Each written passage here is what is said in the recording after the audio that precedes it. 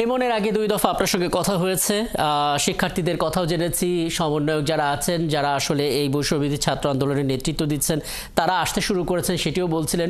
যেহেতু ৩টা বেজে গেছে, আনুষ্ঠানিকভাবে আসলে কর্মসূচি শুরু হয়ে গেছে, কি পরিস্থিতি দেখছেন, কার কি বক্তব্য আপনি পেলেন?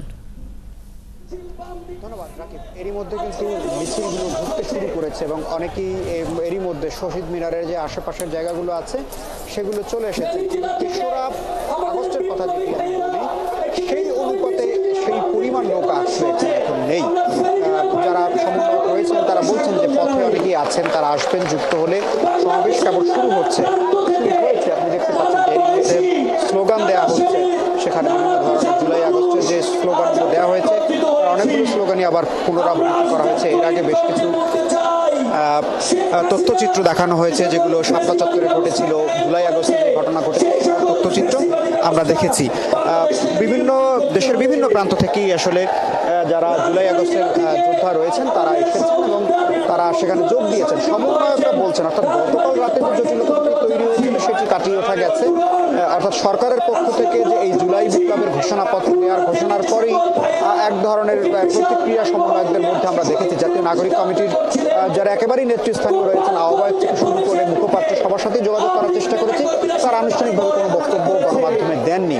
কিন্তু এর বাইরে আমরা দেখলাম যে বৈষম্যবিরোধী আন্দোলনের যে প্রধান মুখপাত্র আব্দুল হান্নান মাসুদ তিনি কথা বলেছেন। তিনি বলেছেন যে এই ঘোষণাপত্র নিয়ে এক ধরনের ষড়যন্ত্র হয়েছে, দেশি বিদেশি, সেটি অন্তর্বর্তী সরকার থেকেই দিয়েছে। কিন্তু সরকারের পক্ষ থেকে যখন ঘোষণা দেওয়া হয়েছে তাহলে এই অনুষ্ঠানটি হবে কি হবে না, এই ধরনের একটি জটিলতা তৈরি হয় এবং সমন্বয়কদের মধ্যে আমরা যতটুকু খবর পেয়েছি তাতে তারা দুভাগে বিভক্ত হয়ে পড়েন। তারা কেউ বলছিলেন যে এটি করতেই হবে, কেউ বলছিলেন যে না, সরকারের পক্ষ থেকে যেহেতু এটা ঘোষণা করা হয়েছে একটু সময় নেওয়া প্রয়োজন।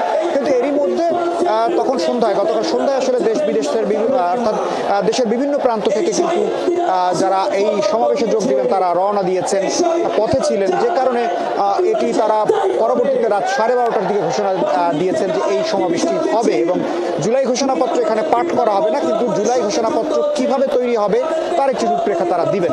যেহেতু এখানে দুটি বিষয় আমরা গত 15 থেকে 20 দিন ধরে অর্থাৎ এই যে রাজনৈতিক প্রেক্ষাপটের মধ্য দিয়ে নির্বাচন কেন্দ্রিক যে একটি আলোচনা সেটি আরো ত্বরান্বিত করা, সেই আলোচনা গত 1 মাস বা 20 দিন ধরেই ছিল। কিন্তু গত 2 দিন থেকে জুলাই বিপ্লবের ঘোষণা যখন তারা ফেসবুকে স্ট্যাটাসের মাধ্যমে এবং গণমাধ্যমে জানিয়েছেন, তারপর থেকেই নাটকীয়তা ছবি আমরা দেখেছি এবং প্রতিনিয়ত সেই তথ্যগুলো আমরা দর্শকদেরকে জানাচ্ছিলাম। একটা বিষয়টি স্পষ্ট করবেন ইবন, মানে আমরা শুনছিলাম যে এখান থেকে একটি র্যালি হওয়ার কথা রয়েছে, তো র্যালিটা কোথা থেকে শুরু হবে, মানে শহীদ মিনার থেকে নিশ্চয়ই শুরু হবে এবং কোথায় গিয়ে শেষ হবে, কারা কারা সেই র্যালিতে অংশ নেবে এবং সার্বিকভাবে নিরাপত্তার ইস্যুটা একটু বলে দেবেন আর কি। এরই মধ্যে আহত যারা রয়েছেন তারা স্টেজে রয়েছেন এবং শহীদের পরিবার যারা রয়েছেন তারাও স্টেজে এসেছেন। আরো বেশ কিছু নেতৃস্থানীয় লোক আমরা দেখতে পাচ্ছি, ব্যক্তি যারা রয়েছেন তারা এসেছেন এবং সেখানে সমন্বয়করা এরই মধ্যে আসতে শুরু করেছেন। বিভিন্ন জেলার যারা সমন্বয়ক রয়েছেন, বিভাগের দায়িত্বে রয়েছেন, জাতীয় নাগরিক কমিটিতে রয়েছেন এবং নাগরিক কমিটির আপনি জানেন যে এখন 147 সদস্যের কমিটি রয়েছে কেন্দ্রীয়ভাবে, এবং উপজেলাকে ভিত্তিক যারা নেতা রয়েছেন তারা সমাবেশের স্থলে এসেছেন। কেন্দ্রীয় নেতারা এরই মধ্যে স্টেজে এসেছেন।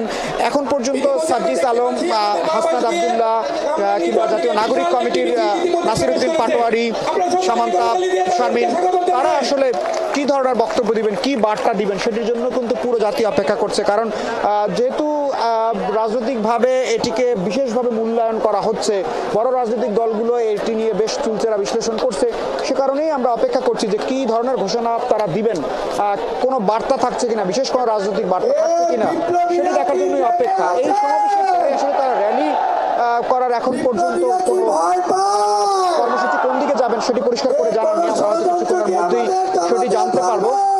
লোক সমাগম আমরা যে দেখতে পাচ্ছি শহীদ মিনারের আশেপাশে যে জায়গাগুলো বরাদ্দ করা রাখা হচ্ছে সেই জায়গাগুলোতে এরই মধ্যে জুলাই আন্দোলনে যারা অংশ নিয়েছিলেন, এখন যারা নাগরিক কমিটিতে, জাতীয় নাগরিক কমিটিতে রয়েছেন, তারা এরই মধ্যে কিন্তু চলে এসেছেন এবং বিভিন্ন পর্যায়ের শ্রেণী পেশার মানুষকে আমরা দেখতে পাচ্ছি।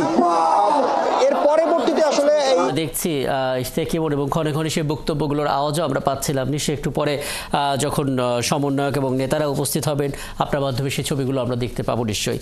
সহকর্মী ইশতিয়াক ইমন শহীদ মিনার প্রাঙ্গণ থেকে যুক্ত হয়েছিলেন এবং 12 ইউনিটে খবর আমাদেরকে জানাচ্ছিলেন।